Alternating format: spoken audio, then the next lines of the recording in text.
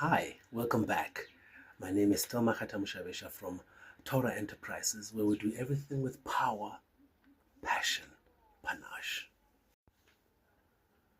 In the last video I made, we briefly discussed youth, young people, and children, and we defined them as per their age groups, as per programming purposes in a country like ours, which is Lesotho.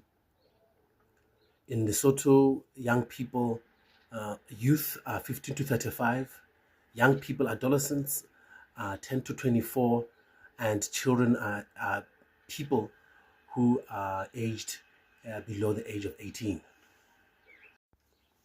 And so moving forward, it will be good for us to now discuss some of the characteristic behaviors that define these different age groups. So therefore, our discussion will cover the age groups 0 to 35. However, as I take this journey with you, we'll look at some of the peculiar behaviors at different age groups and what we need to do in order to cope and to live or to guide, to mentor and to teach young people based on what we've learned through these behaviors that they exhibit. However, before we jump into this and discussing the behaviors, I would like us to take a few minutes to retrospect. I believe that we should first seek to understand ourselves before we go out and seek to understand others, because from our understanding, then we will be able to address issues that impact others from a better perspective. So I'm going to show you a short picture. I'm going to show you a picture, and I want you to look at it, analyze it, assess it, and then we'll have a short discussion on what the interpretation of the picture is. It's a beautiful picture. It's a picture of a rhino that has immense talent of drawing and artistic ability to draw landscapes. However, there's a common theme in all the landscapes that they draw. It doesn't matter which point of view he's looking at.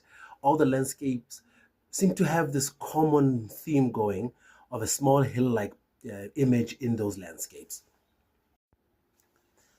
And I'm not even sure if the poor rhino sees this as part of the landscape, or do they think, or do they know that that is actually part of their own anatomy as the rhino? That's their horn.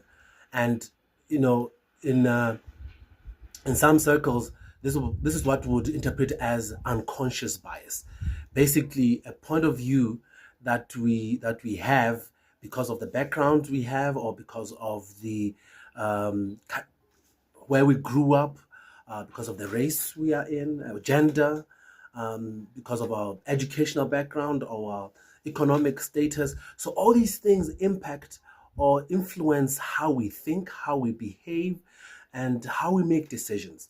And therefore, before we can go out and start discussing certain things with people, we have to check ourselves and check our own biases, because those are the same things we'll be speaking from a point of view, a perspective based on those biases. Therefore, we'll speak whenever we have interaction with people. We'll not even realize that we have this horn that has grown on our noses, and we see everything with the horn in front of us. And whenever we make arguments, we'll argue from a perspective that has a horn, and we'll even defend that horn because we think that's the way things should be, and that's the way the universe looks like. That's the real paradigm. That's the real image that everybody has to see things through. So imagine a 50-year-old man like myself sitting down with a 14, 15, 16-year-old. We are people that have lived in different generations. We've experienced different things. Yes, my experience does give me some perspective on life issues. However, it does not make my perspective, the young person's perspective, less validated just because I've lived longer. And the toughest part is allowing the young person to show me the flaws of my point of view, or at least to show me their point of view and why they should also be validated from where they stand. And I think that's the most important part. How do we incorporate what other people think while also still being able to acknowledge that we have a paradigm that has been shaped by our own issues, our own experience, our own backgrounds. So I'm going to show you a small, not a small, no, not a small. I'm going to show you a model that some people have used in trying to better understand themselves. I should mention that there are many models out there. And if you want us to have another conversation outside this one, I am putting together plans to have seminars where we will then dive into how we can use all these models to introspect and to understand ourselves better. So look at this following picture, and then we're going to have a small discussion around it and how it can help us better understand ourselves, and also how to then share that part of ourselves that we understand with other people in order to create a more coherent and more productive relationship that then will help grow both of us, both as a mentor and a mentee, in the relationship that we have with young people.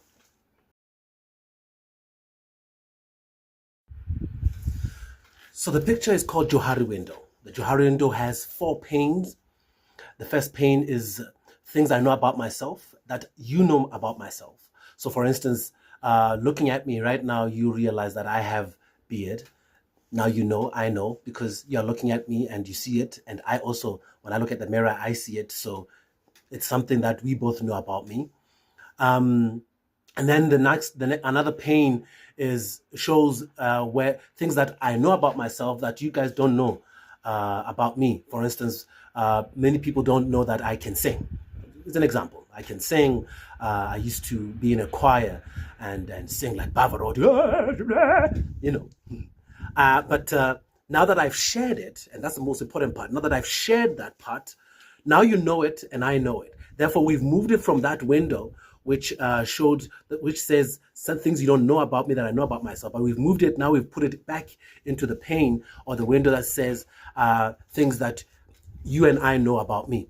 Another window shows things that I don't know about myself, but you guys may know about me. For instance, people who are in any kind of relationship, could be parent-child relationship or spousal relationship or any kind of or colleague or at workplace co-worker relationships.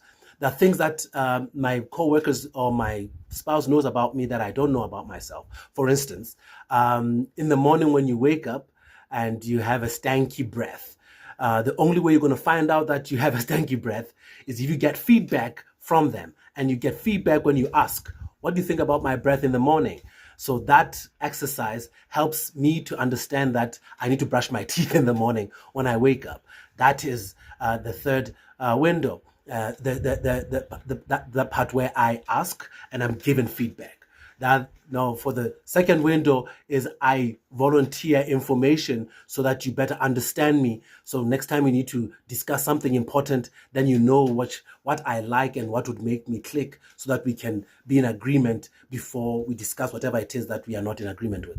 And then the fourth one is things I don't know about myself and things that you don't know about me. And normally this happens when either people meet for the first time or when something surprising happens in a situation. So I would not know if a snake was to appear here while I'm doing this video and my wife is looking at me. She doesn't know how I'll react and I don't know how I'll react. We'll only discover that when the snake appears and she sees me and when I react then.